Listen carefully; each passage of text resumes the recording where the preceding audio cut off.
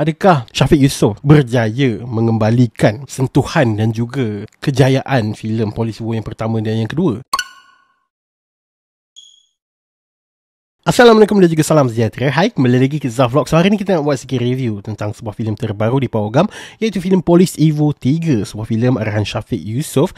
Dan juga filem ini merupakan filem yang ketiga dalam franchise Polis Evo. Yang pertama pada tahun 2015 dan juga yang kedua adalah pada tahun 2018. Setelah 5 tahun, Astro Shaw telah mempersembahkan sebuah penutup trilogi untuk filem Polis Evo ini. Dan basically Polis Evo 3 ini mengisahkan tentang Inspektor Sani lakonan Zizan Razak dan juga Inspektor Kai lakonan Shahizi Sam. Kali ini perlu berganding bahu untuk membanteras villain filem ini, iaitu Reza, yang merupakan ex-partner Kai yang pernah dimention pada Polis Evo 1 dan juga 2 dulu. Adakah zaman lalu Inspektor Kai bakal menghantui mereka berdua ini? Korang kena tengok Polis Evo 3 ini di Powergam. Alright, so hari ni aku nak buat sebuah review yang sangat santai. Okay, aku nak sentuh banyak benda. Mungkin video ini akan panjang. Kalau korang tak tahu, Polis Evo merupakan filem yang menjadi anjakan paradigma kepada diri aku, sebab filem tersebut merupakan filem yang mengubah persepsi aku terhadap filem-filem tempatan. Sebab sebelum 2015 aku ada satu tanggapan yang sangat-sangat negatif terhadap filem tempatan. Aku ada satu skeptikal bahawa filem-filem tempatan ni kebanyakannya sampah, okay? Sebab terlalu banyak lambakan filem rempit, hantu, komedi yang terlalu abundant, yang terlalu banyak, yang memberikan impak negatif terhadap diri aku yang tak boleh nak tonton di Powergam kan. So sehinggalah aku tertonton Polis Evo yang pertama pada tahun 2015 bersama kakak aku. Itu merupakan filem yang mengubah persepsi aku. Dan aku memang follow Polis Evo pertama dan juga Polis Evo kedua. Aku cover banyak gila konten dekat dalam YouTube Pure Pixels ni dulu. Siap ada buat teori-teori bagai semua kan. So untuk Polis Evo 3 ni, aku akan bagi a fair review, a fair comment about the third installment of this Polis Evo punya franchise kan. So apa yang best ni tentang filem Polis Evo 3 ini? Okay, yang pertama adalah lakonan. Seperti mana yang korang tahu, Shahizi Sam dan juga Zizan Razak, mereka berdua ini seperti yin yang. Okay, diorang macam fit together untuk menjadikan sebuah chemistry yang tiada tandingannya. Okay, aku tak jumpa lagi mana-mana dua pelakon yang boleh ada satu chemistry ni. Dan apabila lakonan mereka ini menjadi, dia memberikan satu kepuasan penonton untuk melihat filem ini over and over again, sebab kau tak jemu dan kau tak muak dengan adegan dan juga perbualan di antara mereka berdua ini kan. Tidak dilupakan pelakon-pelakon sampingan juga. Contoh macam kita ada Inspektor Dani lakonan Syafiq Kyle, kita ada Inspektor Julie Farali Khan dan juga Inspektor Del lakonan Douglas Lim. Mereka juga memberikan impak kepada jalan cerita dan memberikan satu emotional driven punya story disebabkan lakonan mereka. Walaupun mereka ini adalah pelakon sampingan dan juga screen time dia tak sebanyak watak utama dan juga villain dia. Kenapa aku tak sebut pasal villain? Sebab poin yang kedua aku adalah villain. Syahnas Ahmad sebagai Reza, ex-partner Kai yang dahulu, kembali untuk membalas dendam kepada institusi PDRM Malaysia ni, memberikan satu connection. Dia ada satu penonton boleh relate dengan dia punya reason kenapa dia buat macam ni. Kau boleh tahu the struggle, kau boleh tahu kenapa dia buat macam tu, betapa teruknya apa yang dia perlu hadapi sehingga kau boleh faham. Dan dia macam villain-villain kat luar negara macam Joker, someone yang kau boleh relate, kau boleh faham apa kenapa dia boleh jadi macam tu. So itu memberikan satu ancaman yang sangat besar sebenarnya, walaupun dia punya skill tu kecil sikit berbanding Polis Evo 2. Seperti mana yang kau tahu, Polis Evo 2 melawan teroris, lakonan Hasnur Rahmat dengan lakonan yang sangat gempak, dengan dia punya skill yang sangat besar. Takkanlah Polis Evo ketiga ni nak jadikan someone yang skill yang kecil kan. Walaupun dia punya skill tu kecil, tapi disebabkan emotional driven oleh watak villain ni yang membuatkan dia lebih memberikan ancaman yang besar kepada dua watak utama filem ini. Yang ketiga adalah continuity daripada Polis Evo yang pertama dan juga yang kedua. Walaupun kau tonton filem ini, kau akan rasa macam sambungan Polis Evo yang pertama je. Tidak dinafikan, memang tema dia telah dikekalkan daripada Polis Evo yang pertama, which is buddy cop film, dan juga penuh dengan komedi yang bakal membuatkan korang tak kering gusi.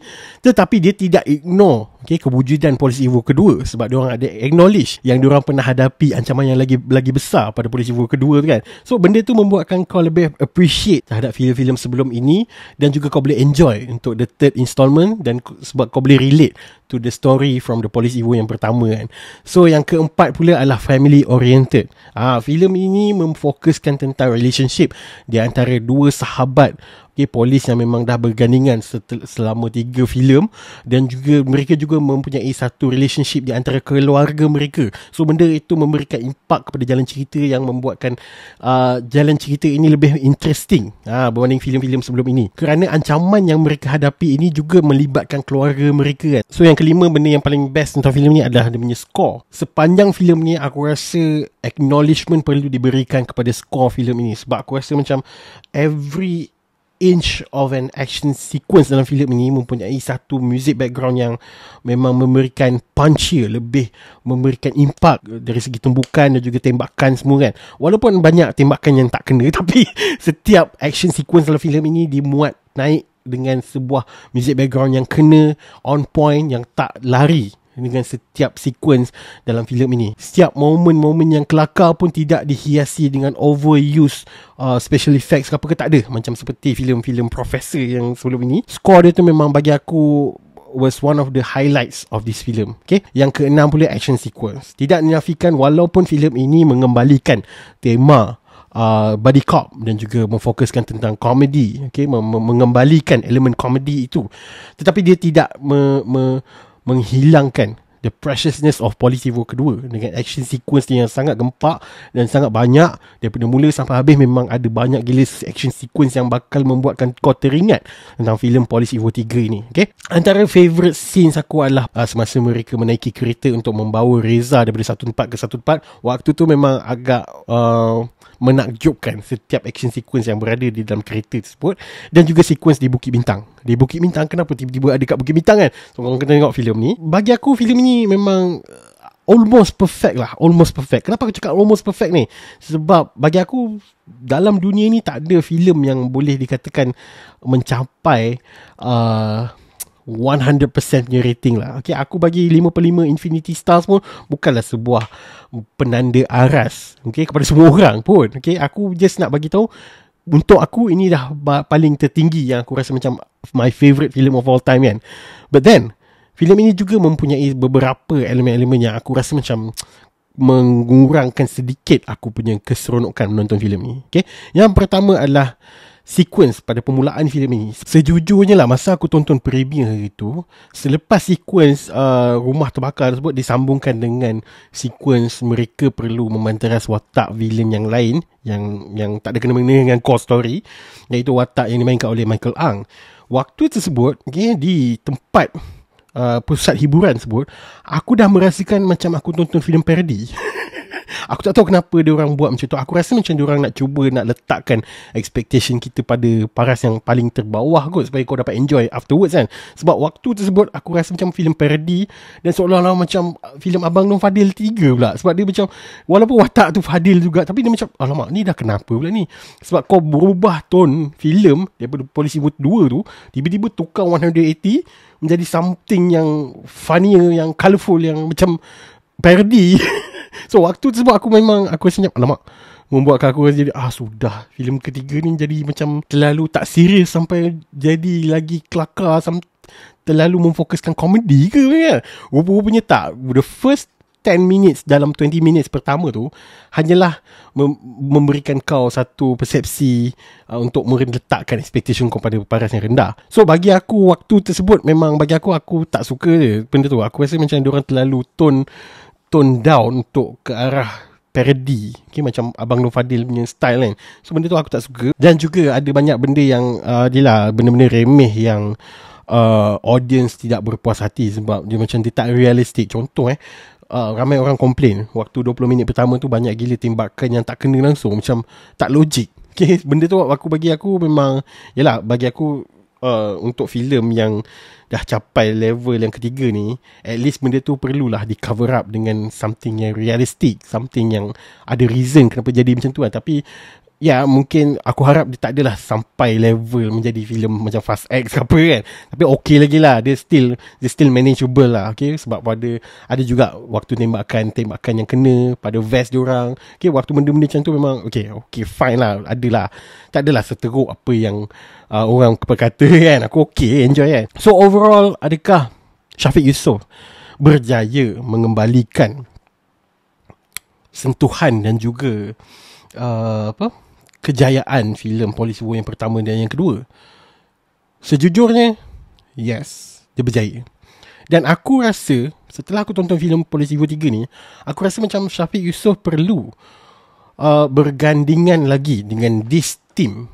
Sebab apa yang membezakan macam contoh TV seri yang dia hasilkan sebelum ini, itu merupakan tim yang lain. Dan Polis Evo ni adalah tim yang lain. So aku rasa Shafiq Yusof berada di dalam the right team. Kalau dia kekalkan dengan tim yang menghasilkan Polis Evo 3 ni, he will grow bigger than this. Sumpah aku cakap, kalau dia berganding bahu lagi dengan Joel Soh, dengan this team of Polis Evo punya yang penghasilan Polis Evo 3 ni, I think he can go bigger. I think he can go worldwide. Sebab kelemahan Shafiq Yusof pada sebelum ini, pada TV seri itu, antaranya adalah skrip. Skrip dia sangat-sangat teruk kan. Tapi dalam Polis Evo 3 ini memang sangat-sangat natural. In fact, waktu komedi yang dijalankan pun, aku rasa macam watak Zizan tu, most of the time aku rasa macam spontan gila.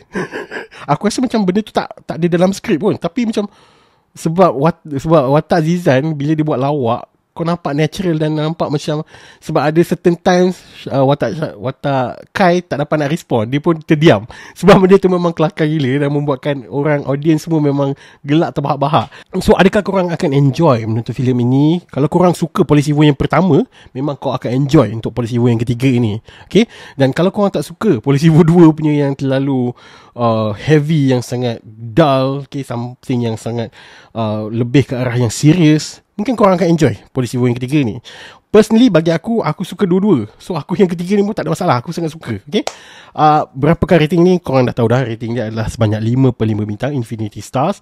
Was one of the greatest films untuk 2023 ni, dan akan masuk dalam top 10 movies great aku, termasuk juga Imagineur semua kan. So sebelum aku terlupa, pada sequence dengan Michael Ang tu, ada banyak gila dialog yang aku tak dapat nak dengar. Aku terpaksa baca subtitle sebab skor dia macam tak tally dengan suara yang dilontarkan. Dia macam terlalu kuat sebab aku tak dengar apa yang dia. Dan banyak gila sequence pada waktu intro tu, banyak menjerit. So aku macam sakit telinga aku dengar kan.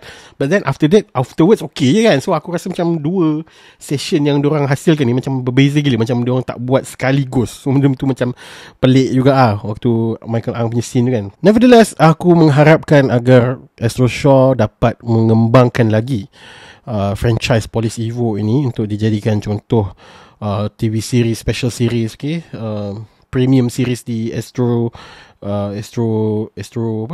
First ke apa kan.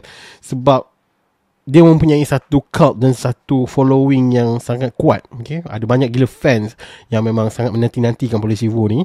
So aku mengharapkan dia orang dapat kembangkan lagi dengan fokuskan contoh karakter-karakter, side karakter tadi tu kan. Nevertheless, I'm hoping that they will expand this film untuk yang keempat, kelima, keenam, mungkin sampai ke 10, jadikan macam Fast X. Anyway, apa pandangan guys tentang filem Polis Evo ni? Adakah korang suka filem ini, ataupun korang rasa di antara ketiga-tiga filem ini, yang manakah menjadi pertama di dalam carta korang dan manakah yang paling korang tak suka?